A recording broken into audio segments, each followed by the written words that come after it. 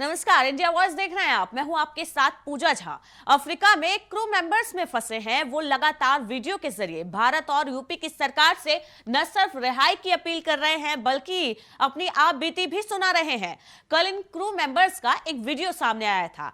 आज नया वीडियो जारी हुआ है और परिवार भी सरकार से इनकी रिहाई में मदद की अपील कर रहा है।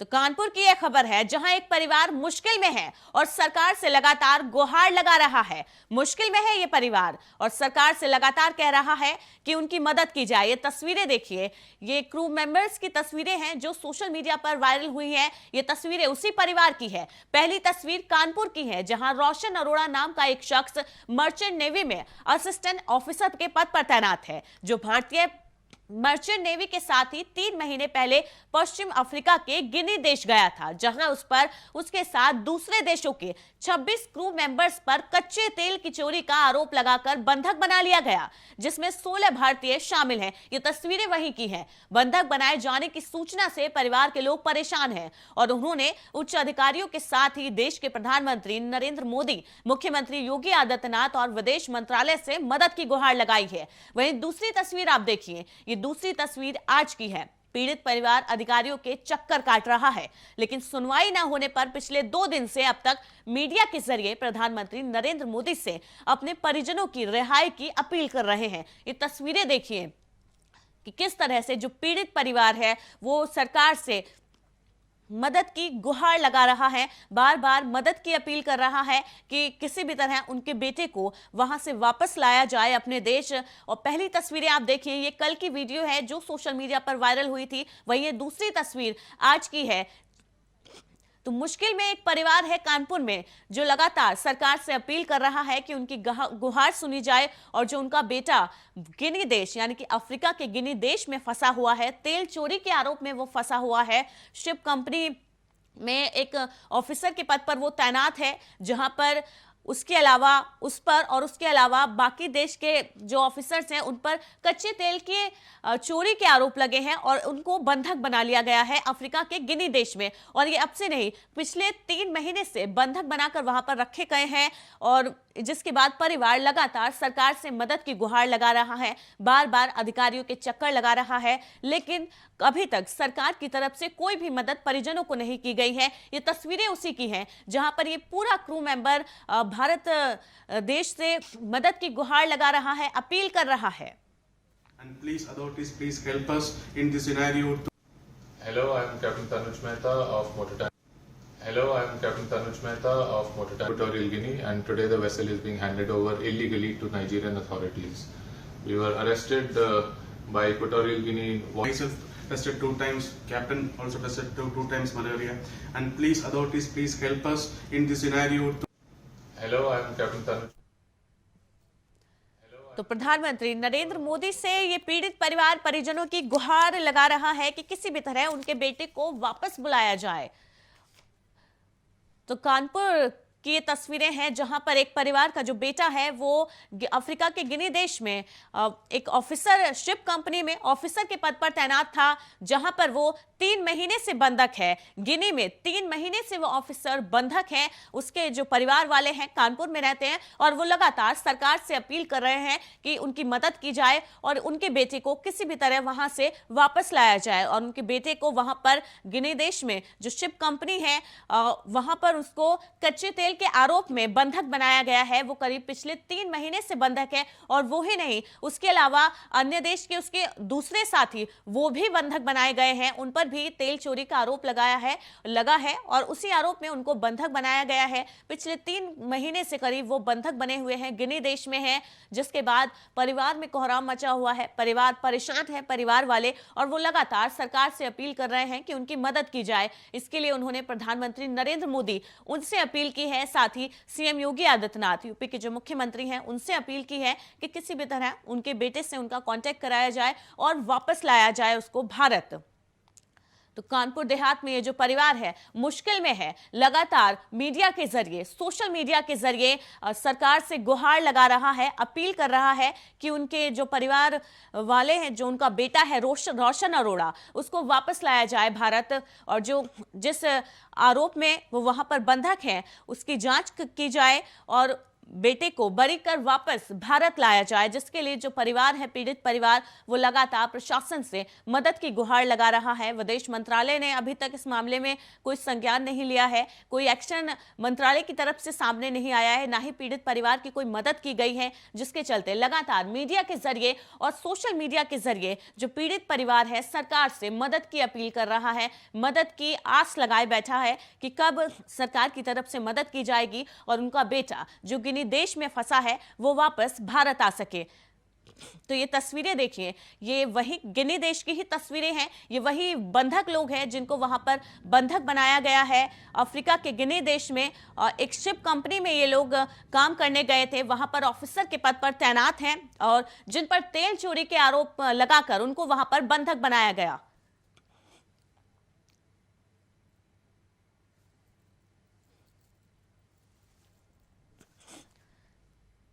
तो अफ्रीका के गिनी देश में भारत का जो एक नौजवान है वो बंधक बनाया गया है। 3 महीने से वो अफ्रीका के गिनी देश में बंधक बना हुआ है, जिसके बाद उसका जो परिवार है वो लगातार सरकार से मदद की अपील कर रहा है, गुहार लगा रहा है। लगातार सोशल मीडिया के जरिए और मीडिया के जरिए जो पीड़ित परिवार है वो प्रधानमंत्री नरेंद्र मोदी, यूपी के जो सीएम है योगी आदित्यनाथ, उनसे मदद की अपील की है, मदद की गुहार लगाई है। साथ ही विदेश मंत्रालय से भी मदद की गुहार लगाई गई है और जो पीड़ित परिवार है वो लगातार आस लगाए बैठा है कि परिवार की मदद की जाएगी प्रशासन की तरफ से और जल्द ही उनका बेटा जो है सुरक्षित वतन अपने लौट आएगा वापस। लेकिन अब देखना होगा कि प्रशासन की तरफ से कब एक्शन लिया जाता है। तो मामले में पीड़ित परिवार के साथ इंडिया वॉइस की टीम है, इंडिया वॉइस की टीम पीड़ित परिवार के पास पहुंची है। हमारे जो संवाददाता है मोहम्मद असलम, वो पीड़ित परिवार के साथ है, उनके पास चलते हैं सीधे लाइव। असलम, जो पीड़ित परिवार है उनसे जानिए, उनका जो दर्द है वो समझने की कोशिश करेंगे हम उनसे, हमारी बात कराइए। जी बिल्कुल, हमारे साथ जो रोशन अरोड़ा का पीड़ित परिवार है वो हमारे साथ इस वक्त मौजूद है, उनके फादर हैं। और जो कल बीती रात भी कई एक वीडियो आए हैं रोशन अरोड़ा के, जो लगातार वहां से मदद की गुहार लगा रहे हैं और जो हाथों में तख्ती भी लिए हुए हैं और सेव अश्क की गुहार लगा रहे हैं। तो हमारे साथ उनके फादर हैं, उनसे बात करेंगे और जानेंगे क्या आज उनकी कोई ऐसे उनसे संपर्क हो पाया है या क्या बातचीत हुई है। सर, रोशन अरोड़ा का कल भी एक वीडियो आया है और लगातार वीडियो आ रहे हैं, तो क्या कुछ अभी बात हो सकी अभी सुबह या बीती रात में? सुबह 7 बजे बात हुई थी मेरी, जो इन्होंने कल रात को जो है चीफ को ले गए थे गन पॉइंट पे रख के, उन्होंने रात को 2:30 बजे जो है उनको फिर से जहाज में वापस भेज दिया और जहाज में उनको भेजने के बाद 15 आदमी जो है जहाज से फिर ले जाए गए। वहाँ की गिनी गवर्नमेंट ले गई है उनको वहाँ से। अब हमको उसका कोई अपडेट नहीं है कि वो कहाँ पे है। सर, बीते दिन यहाँ पर जो सांसद सतपाल पचौरी आए थे, उन्होंने कहा था वो आपकी मदद करेंगे, आप उनके पास गए थे, क्या कुछ मदद हो सकी है? क्या जो सरकार की तरफ उन्होंने कोई बातचीत हुई सरकार से, उनकी कुछ ऐसा हुआ है क्या? नहीं, पचौरी जी हमारे पास, सांसद जी हमारे आए थे यहाँ पर, माननीय सांसद जी, फिर उन्होंने कहा था कि आप एक प्रार्थना पत्र हमको जो है हमारे घर पे आके दे दीजिएगा। तो मैं इनके घर में गया था, रात को प्रार्थना पत्र दिया था, मेरे सामने ही कंपनी के ऑफिस में फोन किया था। वहाँ से उन्होंने भेजा कि आपने अपने स्तर पर क्या काम किया है, मेरे को उसको लिखित में दीजिए। तो उन्होंने जो अपने स्तर से काम किया कंपनी ने, उसके सब कागज उन्होंने जो है अपनी मेल आईडी में मंगाए और उसका प्रिंट आउट लगा के हमारा प्रार्थना पत्र ऊपर लगा के कह रहे हैं अब आप जाओ, हमारा काम अब शुरू हो जाएगा। बस इतनी बात हमारी उनसे हुई थी। उसके बाद रात को जो ऑडियो आया था बच्चे का, ये शायद मेरा आखिरी ऑडियो होगा। उसके बाद मैंने फिर उनसे रात को 11 बजे बात करी। उन्होंने कहा मैं अपने स्तर पे बात कर रहा हूँ, मैं भी हूँ, मेरे साथ विधायक जी भी हैं, महेश त्रिवेदी जी, हम लोग सब आपस में ही एक दूसरे के कंसर्न में हैं, कर रहे हैं हम लोग अपनी तरफ से कोशिश। सर, एक वीडियो आया था बीती रात जहां पर ये बताया जा रहा था कि उनको खाना नहीं दिया जा रहा है और यातनाएं दी जा रही हैं, उनको एक कमरे के अंदर बंद करके रखा गया है और कई ऐसे उसमें भी है जिनको डेंगू जैसी कुछ ऐसा बताया गया कि बीमारी भी हो गई। तो क्या कुछ सुबह बात हुई आपकी? बात नहीं हुई है मेरी उनसे इस बारे में, उन्होंने वीडियो भेजा है, लेकिन उसमें ऐसा लग रहा है जैसे 15-16 आदमी को एक कमरे में बंद किया गया, उसमें से कई 4-5 हमको ऐसे लग रहा है जैसे वो बेहोश पड़े थे। बिल्कुल जैसे वो बिल्कुल निढाल टाइप के बिल्कुल पड़े हुए हैं, उनका कोई पता नहीं है कि क्या।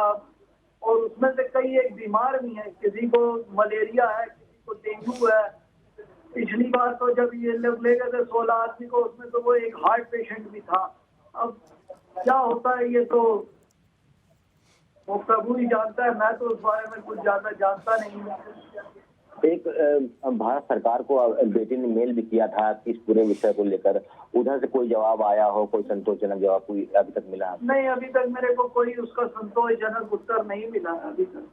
हम लोगों ने मेल करी हुई है, पीएम ऑफिस में भी करी है, विदेश मंत्रालय में भी करी है, गृह मंत्रालय में भी करी है, लेकिन अभी मेरे पास उसका कोई जवाब। अब बेटे को लेकर जिला प्रशासन से किसी तरह की कोई बात चल रही है क्या आपके भी इस पूरे मामले में? नहीं, मेरी तो अभी जिला प्रशासन से कोई बात ऐसी, तो कल डीएम सर का भी फोन आया था, वहाँ से भी बातचीत चल रही है। अभी हम लोग फिर डीएम ऑफिस से आएंगे, ज्ञापन देंगे अपना जो भी हमारा है, देखो आगे क्या होता है। तो ये हमारे साथ रोशन जो अरोड़ा है उनके पिता हैं, जिनका साफ तौर पर कहना है कि वो लगातार दौड़ भाग कर रहे हैं। असलम, जो रोशन के पिताजी हैं उनसे पूछिए, उनको कहिए कि पूरा देश उनको सुन रहा है, पूरा जो देश है वो उनको सुन रहा है, और वो क्या अपील करना चाहेंगे प्रशासन से, क्या मदद की गुहार वो लगाना चाहेंगे। पूरा देश उनको देख रहा है। सर, आपको पूरा देश देख रहा है, आप प्रशासन से और सरकार से क्या मदद की गुहार लगाना चाहेंगे? बस मैं यही कहना चाहूंगा कि जितने भी 26 लोग फंसे हुए हैं जहाज में, इन सबको नाइजीरिया ना भेजा जाए, इनको जो है नहीं थे वापसी सबकी घर में करानी चाहिए। तो बिल्कुल एक परेशानी का जो परिवार पर एक परेशानी का माहौल है, और यहाँ पर आपको बता दें कि पूरे परिवार यहाँ पर इकट्ठा है, जो उनके रिश्तेदार हैं वो भी आए हुए हैं।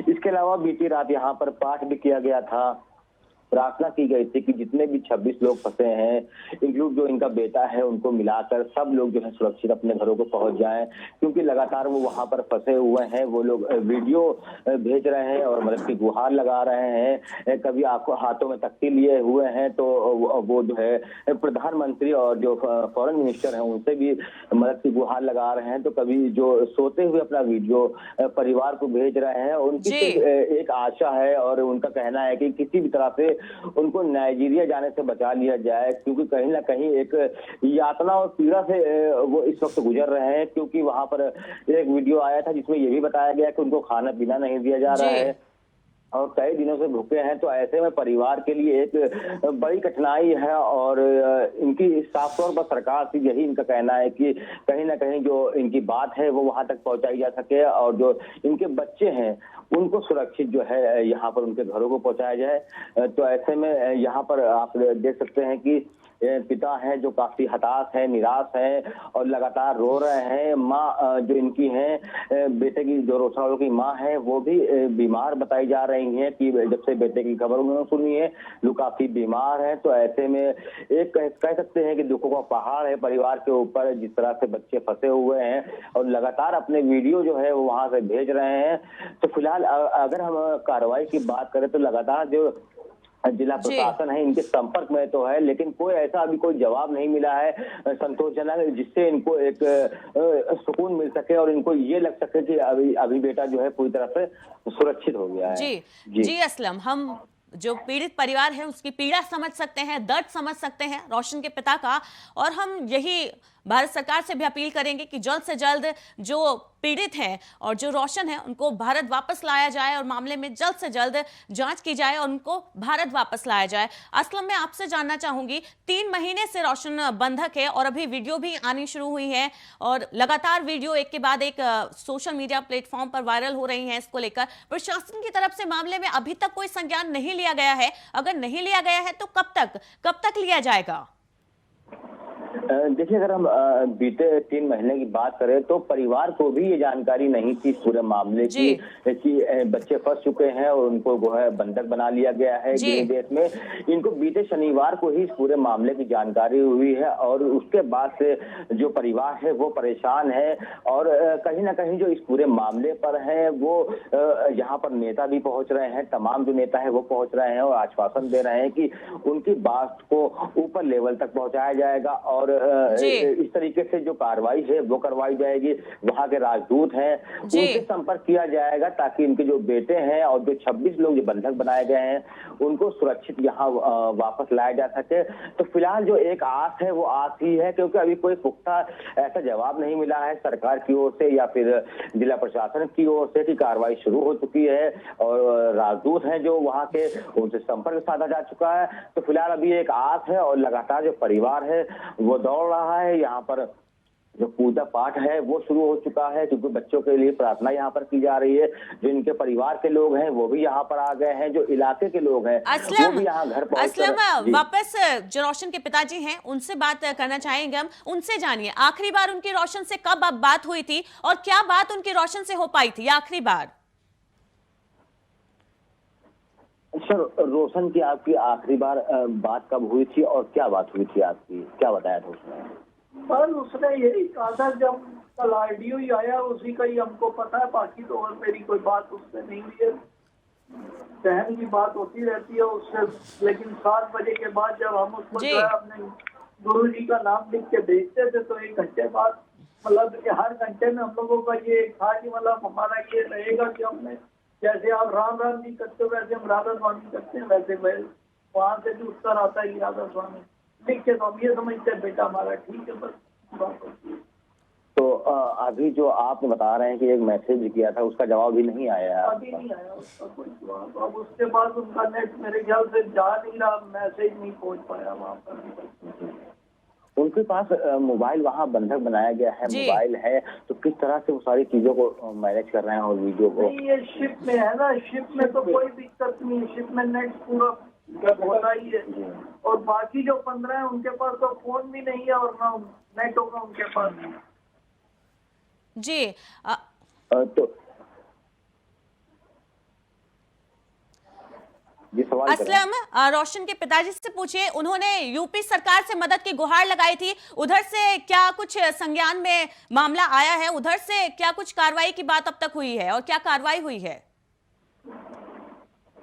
सर, उत्तर प्रदेश सरकार से भी आपने न्याय गुहार लगाई थी और मदद की गुहार लगाई थी, कोई किसी भी तरह के कोई आश्वासन हो या फिर कोई बातचीत हुई हो आपने? नहीं, हमारे माननीय विधायक जी कल आए थे यहाँ पर, महेश त्रिवेदी जी, उनसे भी मैंने बात करी, उन्होंने भी हमको आश्वासन दिया है कि आपका बेटा सुरक्षित घर वापस आएगा।